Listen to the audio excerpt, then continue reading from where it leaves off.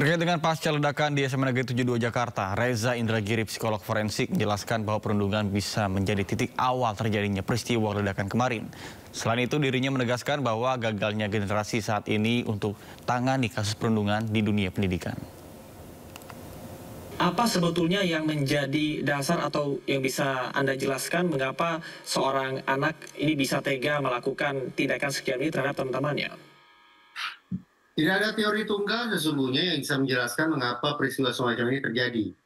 Tapi hari-hari belakangan ini termasuk disampaikan langsung oleh Kapolri bahwa boleh jadi bullying merupakan titik awal bagi kita untuk memahami mengapa sampai terjadi peristiwa yang sangat menyedihkan sekaligus mengerikan ini. Nah, kalau kita bersepakat bahwa bullying lah yang merupakan titik awalnya, maka boleh buat saya harus katakan dari pengalaman saya menangani sekian banyak kasus bullying, boleh jadi ini merupakan ilustrasi tambahan tentang betapa gagapnya kita, sekaligus betapa terlambatnya kita menangani situasi bullying. Akibatnya adalah korban bullying atau korban perundungan yang telah menderita sekian lama, tidak menemukan telinga yang siap untuk mendengarkan masalahnya, tidak menemukan tangan yang bisa membantu mencari solusi atas persoalannya, kemudian memutuskan untuk menyelesaikan masalahnya dengan cara-cara kekerasan.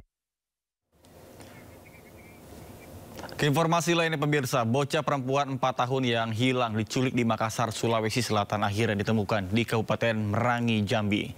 Pelaku pencurian sempat menjual korban dengan harga 3 juta rupiah.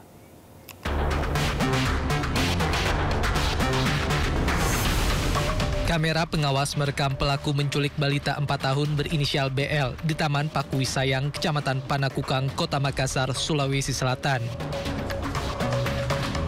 Aparat gabungan dari Jatanras Polrestabes Makassar bersama unit Reskrim Polsek Panakukang berhasil meringkus komplotan penculikan anak berawal dari sang eksekutor di Jalan Abu Bakar Lambogo. Diketahui pelaku telah menjual korban seharga 3 juta rupiah kepada seorang wanita di daerah Sukoharjo, Jawa Tengah. Itu anak-anak kau jual di mana? Sama siapa? Hah? Siapa namanya itu orang? Oke, orang namanya siapa? Berapa kau jualkan? 3 juta, Pak. Anaknya mana anak? Setelah menangkap pelaku, polisi kembali melakukan pengembangan dan kembali menemukan 2 sindikat lainnya. Hingga akhirnya menemukan korban di Kabupaten Merangin, Provinsi Jambi.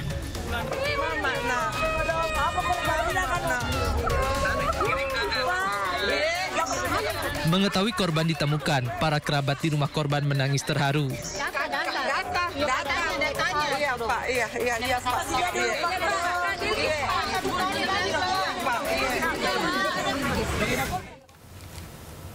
Sebelumnya pemirsa, balita berusia 4 tahun diculik saat bermain di Taman Pakuwisayang, Kota Makassar, Sulawesi Selatan. Korban ditemukan dalam keadaan sehat di Provinsi Jambi.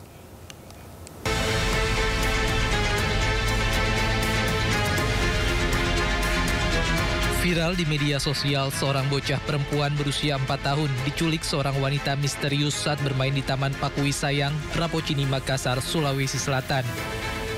Sang wanita menggandeng 3 anak kecil berjalan cepat keluar dari area taman.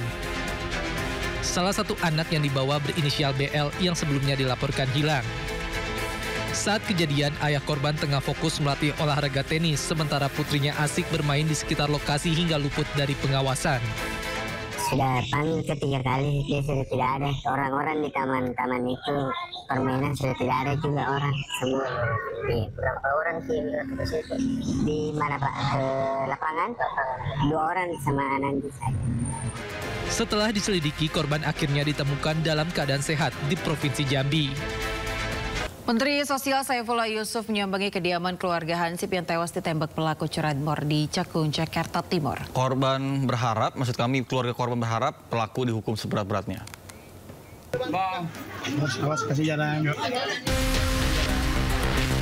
Menteri Sosial Saifullah Yusuf menyambangi kediaman keluarga Atim Suhara, korban tewas penembakan oleh pelaku curanmor di Cakung, Jakarta Timur.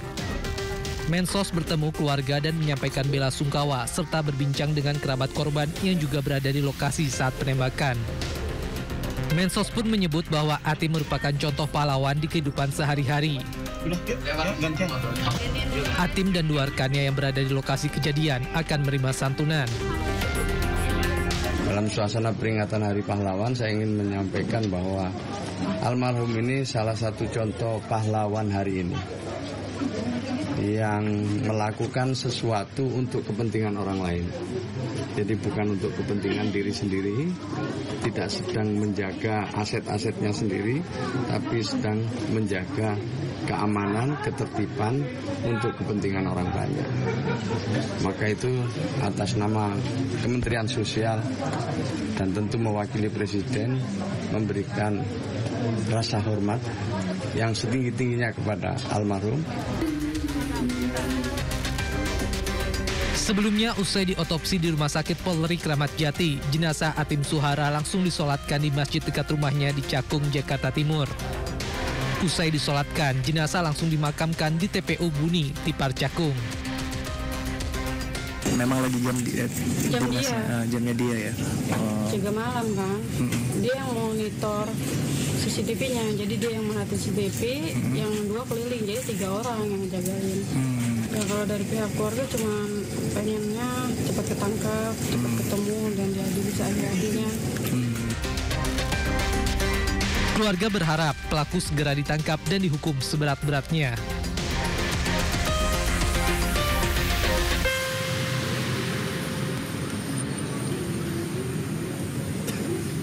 Pasca ledakan di SMA Negeri 72 Jakarta, KPAI pastikan proses belajar mengajar akan berlangsung secara daring. Bahkan psikolog akan mendampingi siswa dalam proses belajar mengajar dengan fokus pemulihan psikologis.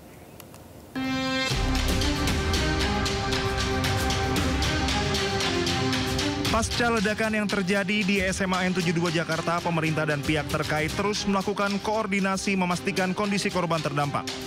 Pemerintah dan pihak terkait memberikan pendampingan psikologis kepada anak-anak korban terdampak baik yang masih menjalani perawatan medis, rawat jalan, maupun korban yang berada di sekitar lokasi kejadian. Sementara sterilisasi di lokasi kejadian tetap berlangsung hingga 3 hari ke depan sehingga aktivitas pembelajaran akan dilakukan secara daring dengan fokus pada pemulihan psikologis. Anak-anak yang masih dirawat, kemudian anak-anak yang sudah pulang ke rumah dan juga anak-anak yang ada di sekitar dan 780 anak lainnya. Semua harus mendapatkan pendampingan psikologis beserta guru. Guru juga harus mendapatkan pendampingan psikologis. 17 guru sudah. Nah, sisanya masih ada total 42 guru. Jadi sisanya juga harus mendapatkan pendampingan psikologis. Kemudian yang kedua untuk pembelajaran dipastikan bahwa besok pembelajarannya secara online. Biar anak-anak bisa menghilangkan trauma terlebih dahulu dan proses hukum di sini, misalnya sterilisasi dan lain sebagainya tetap berlangsung sehingga anak-anak dalam kegiatan belajar mengajar juga nanti didampingi oleh psikolog. Selain siswa, pendampingan psikologis ini juga menyasar pada guru dan staf SMA N72 Jakarta. Dari Jakarta, Hadisti Arifa, Rama Romadona, Anyus melaporkan.